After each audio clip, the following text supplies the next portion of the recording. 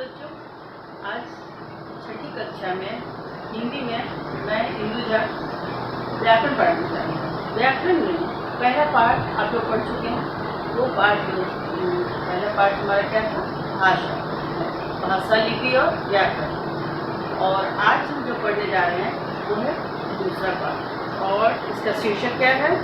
वर्ण विचार। वर्ण विचार जो है सही मायने में ये जो है ना व्याकरण का हम लोग की शुरुआत, क्योंकि वर्ण जो है वो सबसे व्याकरण में सबसे अधिक छोटा, इससे छोटा कुछ भी नहीं है। तो वर्ण से मिलकर क्या बनते हैं? शब्द, और शब्द से मिलकर बनते हैं वाक्य। तो इसलिए सबसे शुरुआत है, और किसी भी चीज़ को जानने के लिए सबसे पहले क्या है? शुरुआत को अच्छे से जानना है। उदाहरण के लिए मैं आपको बता रही हूँ कि आप जब मैथ के लिए क्या करते हैं, पहाड़ा जो नीचे जिसको पहाड़ा बोलते हैं, ऐसे क्या आप लोग बोलते हैं टेबल, तो क्या होता है 2 1 2 2 करते हैं ना, उससे आगे बढ़ते हुए आप जो है सो पहुंच जाते हैं कहाँ? 20 तक। 2 3 4 5 6 7 8 9 10 ऐसे करके आगे बढ़ते हैं ना टेबल में। तो उसी तरह जो है व्याकरण में वर्ण को अच्छी तरह से जान लेंगे तो आगे बढ़ते जाएंगे, और आपको ये आपका मेन ठीक है। तो आज जो मैं आपको बताने जा रही हूँ, सबसे पहले तो मैं आपको बुक दिखा रही हूँ। आप वैसे भी देख ही चुके हो, लेकिन ये बुक जो है आपकी व्याकरण की है, इस साल की न्यू सेशन की बुक है, और इसमें वर्ण विचार बुक पढ़ने जा रही हूँ। आज हम लोग क्या पढ़ने वाले हैं ये पहले आपको जान लेना जरूरी है, इससे आपको आराम रहेगा, सुविधा रहेगी। तो सबसे पहले हम बताएं कि आज हम लोग पढ़ेंगे कि वर्ण किसे कहते हैं, वर्णमाला किसे कहते हैं, वर्ण जो है इसके भेद, और भेद भेदों के भी भेद हैं। फिर हम लोग पढ़ेंगे संयुक्ता अक्षर किसे कहते हैं, संयुक्त व्यंजन किसे कहते हैं, द्वित्व व्यंजन किसे कहते हैं, और वर्ण विच्छेद क्या है, मात्रा क्या है। इतनी सारी बातों को आज हम लोग, ठीक है। तो मैं शुरुआत करती हूँ। सबसे पहले वर्ण की परिभाषा। भाषा की सबसे छोटी इकाई जिसके और खंड नहीं किए जा सकते वर्ण कहलाती है। क्या समझे? भाषा की वह सबसे छोटी इकाई जिसके और खंड नहीं किए जा सकते हैं उसे हम क्या कहते हैं? वर्ण कहते हैं। हिंदी भाषा के वर्ण जो है वो देवनागरी लिपि में लिखे जाते हैं। और आप वर्ण जान गए। वर्ण के बाद हम कहते हैं वर्णमाला। वर्णों के क्रमबद्ध और व्यवस्थित समूह को, क्रमबद्ध व मतलब या व्यवस्थित समूह को वर्णमाला कहते हैं। अब सभी वर्ण अगर क्रम से लिखे रहते हैं तो वही कहलाते हैं वर्णमाला। और वर्णमाला जो होता है, प्रत्येक भाषा की क्या होती है? अपनी वर्णमाला होती है। हिंदी भाषा की वर्णमाला जो है वो क्या है? अ से लेकर शुरू होती है और पहुंच जाती है कहाँ? यरल तक। ये तो आप जानते ही हो पहले से। तो वर्ण जो है वो आप जान गए, वर्णमाला जान गए। और अब हम लोग पढ़ते हैं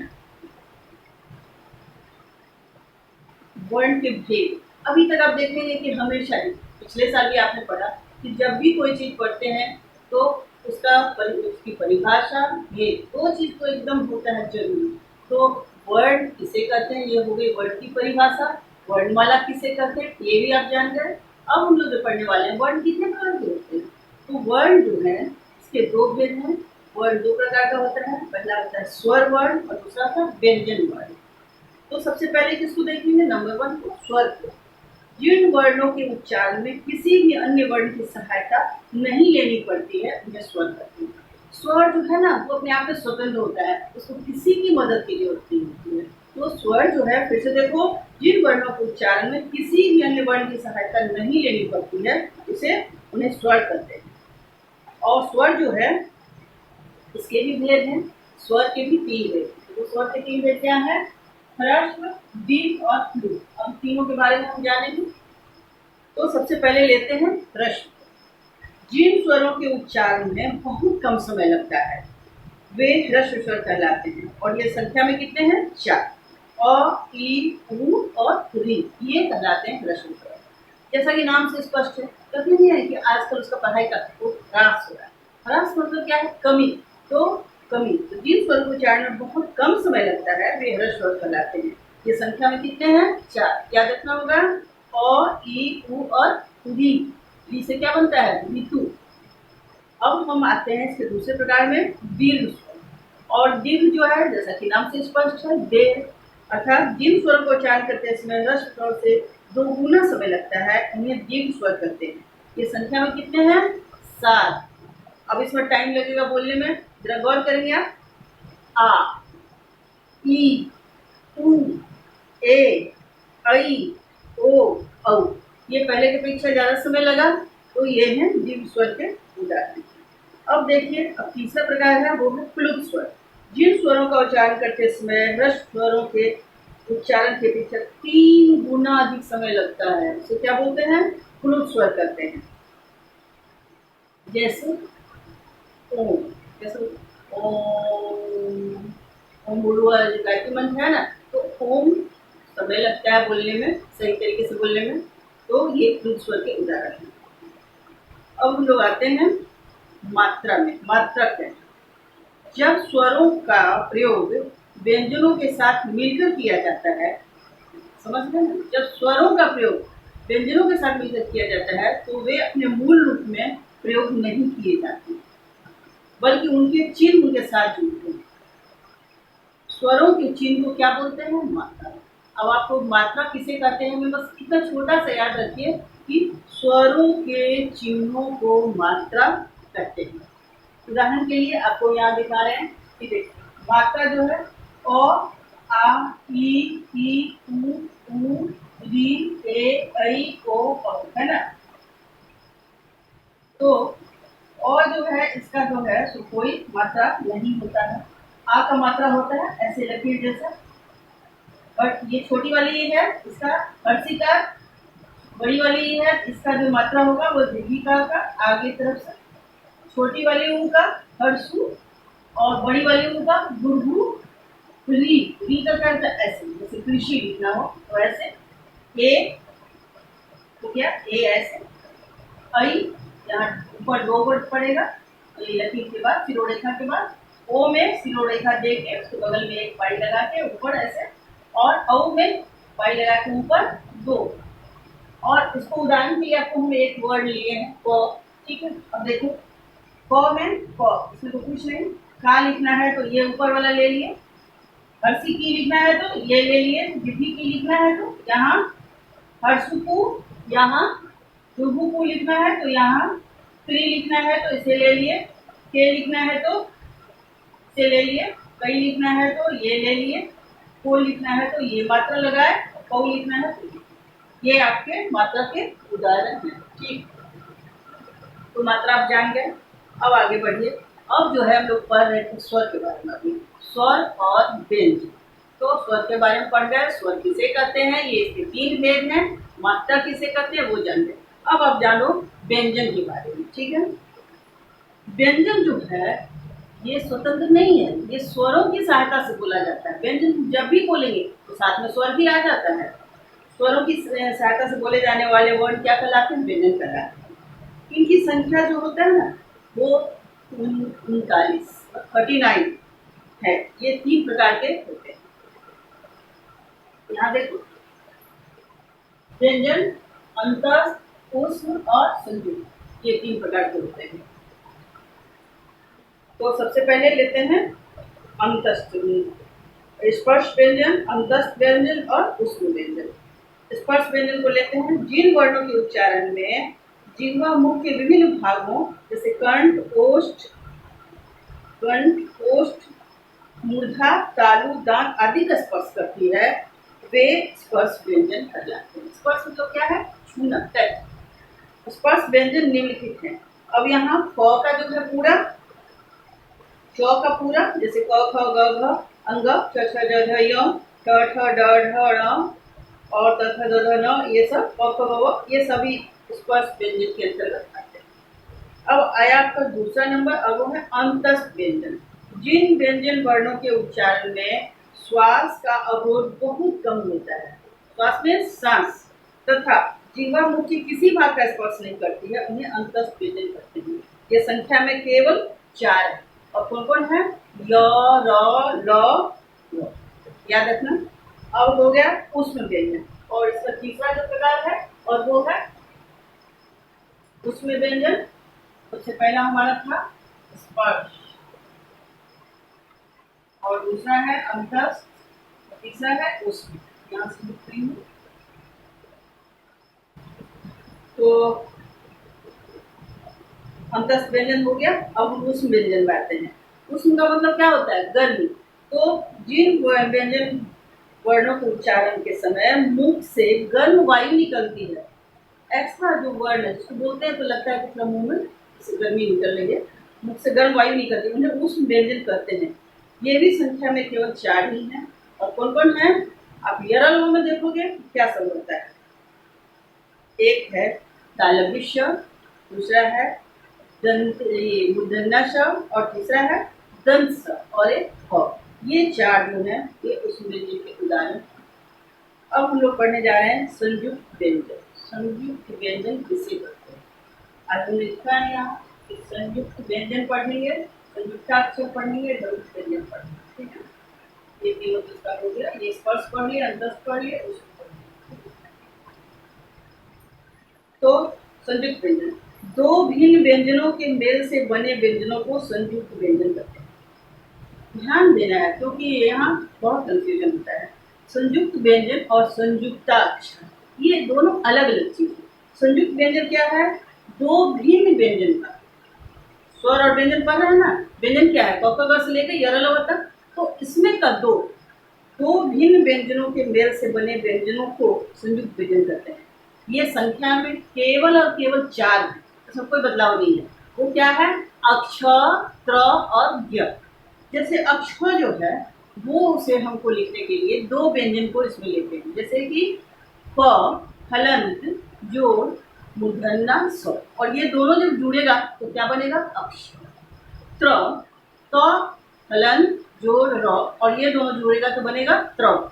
य ज और ज का जो अंतिम है य, ये दोनों जुड़ेगा तो बनेगा य। और चौथा जो हमारा है वो है स्र। स्र के लिए तालव्य श, इसमें हलंत देंगे और जोड़ का चिन्ह देंगे बीच में, और र देंगे, र में भी हलंत रहेगा, और ये दोनों जुड़ेगा तब बनेगा स्र। जैसे हमें श्रमिक लिखना है और उसे अगर वर्ण विच्छेद करना है तो इन दो को लेंगे तभी स्र एक साथ स्र लिखा पाएगा।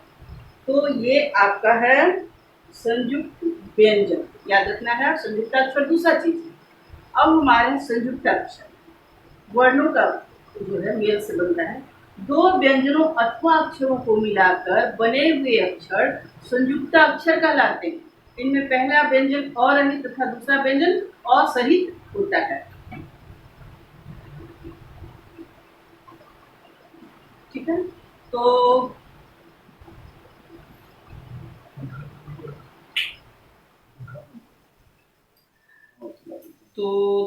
आपको हम इसका उदाहरण बताते हैं कि जैसे लिखना है मक्खन। ठीक है, तो मक्खन लिखेंगे तो आधा क और ख ये लिखा है ना मक्खन लिखने में, तो 2 व्यंजन जुड़ा तो ये कहलाता है संयुक्त व्यंजन। तो इसे कहते हैं ये संयुक्त अक्षर कहलाता है। इसमें जुड़ा हुआ चीज है इसीलिए संयुक्ताक्षर कहलाता है। अब हमारा है द्वित्व व्यंजन।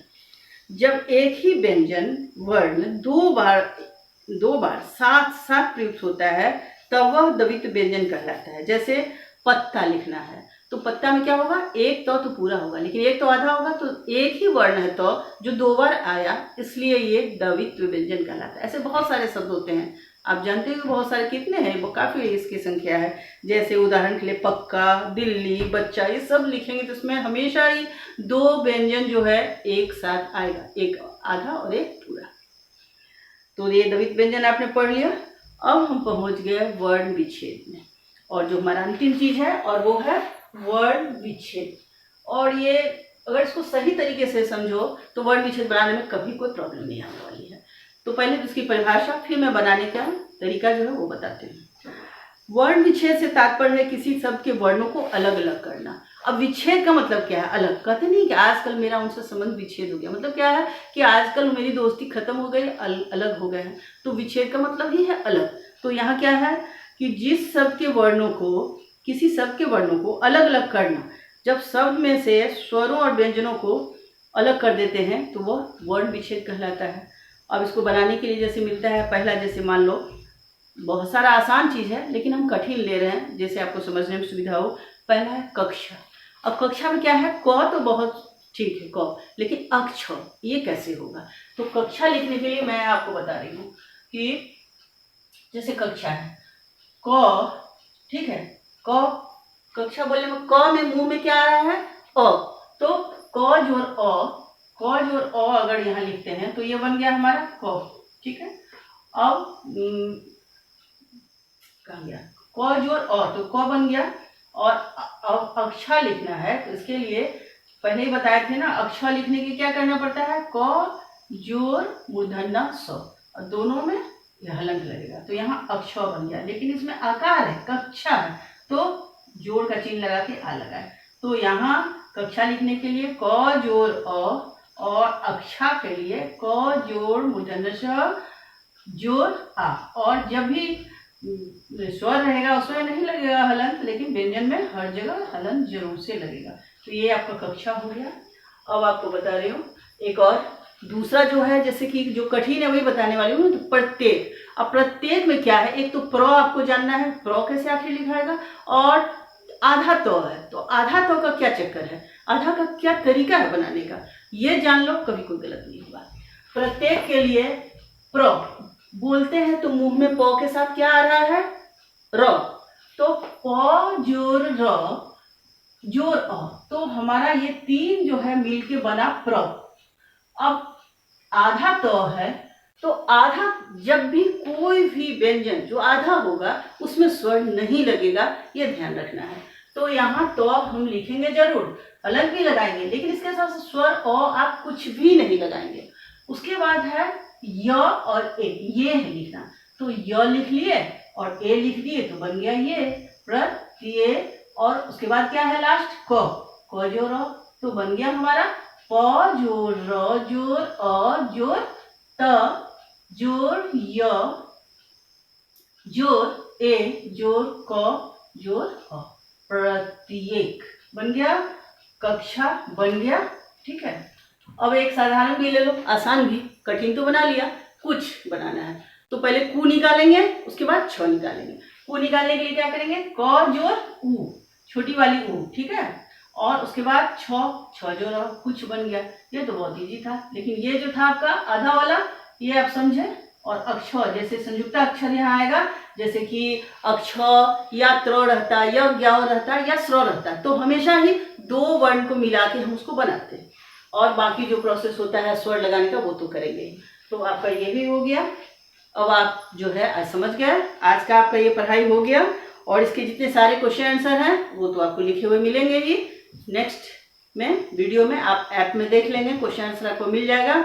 और ये वर्ण वाला लेसन जो है, वर्ण विचार, इसे अपनी कॉपी में आप लोग बनाने का कोशिश करेंगे, और एक बार खुद से पूरी तरह अच्छे से इसको समझने का प्रयास करेंगे। ठीक है, आज के लिए इतना ही। Thank you.